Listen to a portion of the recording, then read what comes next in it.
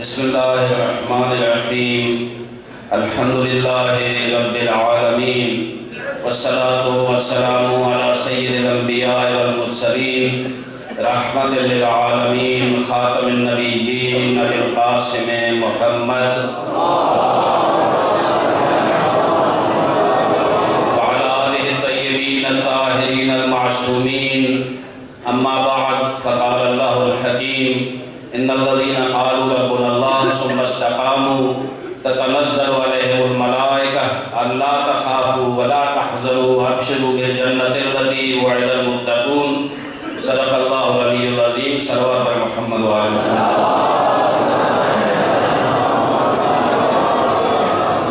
درجات بلند فرمائے، جناب سید الشہداء کی شفاعت نصیب فرمائے اور ان کے یاران و انصار میں ان کو معشور فرمائے انشاءاللہ. میں سمجھتا ہوں کہ ملت جعفریہ کا وہ عظیم سرمایہ تھے،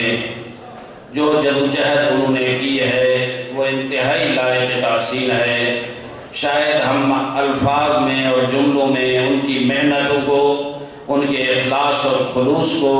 ان کی جدوجہد کو نہ سمیٹ سکیں. میں جب سے آیا ہوں اس سلسلے میں اور تھوڑا سا ہوش سنبھالا ہے، میں نے نقوی صاحب کو انتہائی مخلص اور ملی حقوق کے حوالے سے، دینی و مذہبی حوالے سے انتہائی جذباتی پایا. اور وہ ایک دانشور، ایک مفکر، صرف یہ نہیں کہ وہ ایک تحریک کے بانی یا ہمارا سرمایہ تھے اور اس وقت وہ سینئر نائب صدر تھے قائد محترم کے. میں نے انہیں مسلسل دیکھا ہے، ان کی فکر کو پڑھا ہے، ان کے ساتھ رہے ہیں. جس انداز میں ان کی سوچ تھی دینی حوالے سے، ملی حقوق کے حوالے سے، پاکستان کے سیاسی امور میں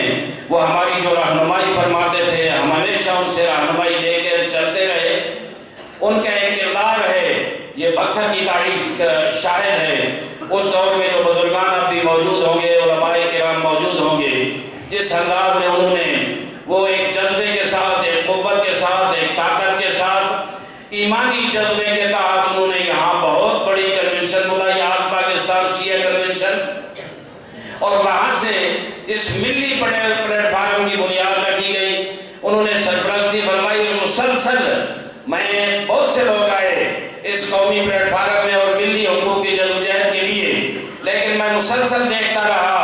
کہ کوئی لوگ کبھی پھسل جاتے تھے، کبھی یہ مسئلہ، کبھی وہ مسئلہ، لیکن اپنی قیادت کے ساتھ وفاداری میں سمجھتا ہوں وہی ہے جو ایک شیعہ کو حکم ہے کہ اپنے نظام امامت کے ساتھ وفاداری، اپنے رہبر و رہنما کے ساتھ وفاداری. مفتی جعفر حسین صاحب کے ساتھ انہوں نے مسلسل جدوجہد کی. پھر قائد شہید علامہ عارف حسینی رحمت اللہ علیہ کے وفادار اور بااعتماد ساتھیوں میں رہے، اور موجودہ قائد ملت جعفریہ حضرت علامہ سید ساجد الندوی صاحب، بہت سے بحران آئے، بہت سے مسائل اور مشکلات آئیں، بہت سے ملت میں مشکل حالات آئے، لیکن میں ہر جگہ دیکھا کہ جناب وزارت حسین نقوی صاحب ثابت قدمی کے ساتھ ڈٹ کر اپنی قیادت کے ساتھ رہے، اور جرأت مند اتنے تھے کہ جہاں چاہتے تھے، جہاں ان کا نقطہ نظر ہوتا تھا، جہاں ان کی اپنی رائے ہوتی تھی، اپنے سی سی کے اجلاس میں، مرکزی کونسل کے اجلاس میں وہ اپنی رائے پر اڑ جاتے تھے اور اپنی بات دلائل کے ساتھ منوانے کی قوت اور طاقت رکھتے تھے. میں بجا طور پر یہ کہوں گا کہ اس وقت ہمارے اندر یقیناً ایک خلا پیدا ہوا ہے جناب نقوی صاحب کے جانے کے ساتھ. انشاءاللہ میں اپنے جوانوں کو، عزیزوں کو، بزرگوں کو، اپنی عوام کو یہ نصیحت کروں گا کہ نقوی صاحب کی اس فکر کو، نقوی صاحب کی اس دانشمندی اور حکمت عملی کو لے کے آگے چلیں. اتحاد و وحدت کے ساتھ حوالے سے ملک میں جب دہشت گردی کی صورتحال رہی، جو شدت پسندی کے حالات اور فرقہ واریت پھیلانے کی کوشش کی گئی، اس وقت بھی نقوی صاحب نے ہر جگہ اپنا کردار ادا کیا.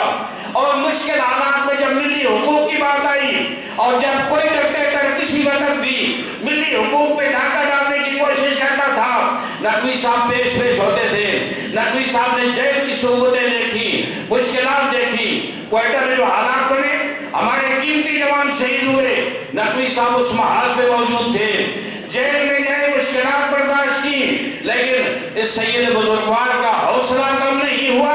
اور آج وہ ہمارے لیے مشعل راہ ہے۔ ان کی فکر درست ہے، وہ نہیں رہے، لیکن موت کے مرنے سے ایک شخص کا مرتا نہیں ہے، اس کی فکر مرتی نہیں ہے، ان کی فکر ہمارے پاس ہے، اور ان کی روح یقیناً اس اجلاس میں موجود ہے، اور وہ دیکھ رہی ہے کہ آپ کس انداز میں انہیں خراج تحسین پیش کر رہے ہیں، اور کس انداز میں ان کے افکار کو یہاں بیان کیا جا رہا ہے، آپ سن رہے ہیں، اور یقیناً وہ ہم سے توقع رکھتے ہیں کہ جن اصولوں پہ وہ ڈٹ کے رہے،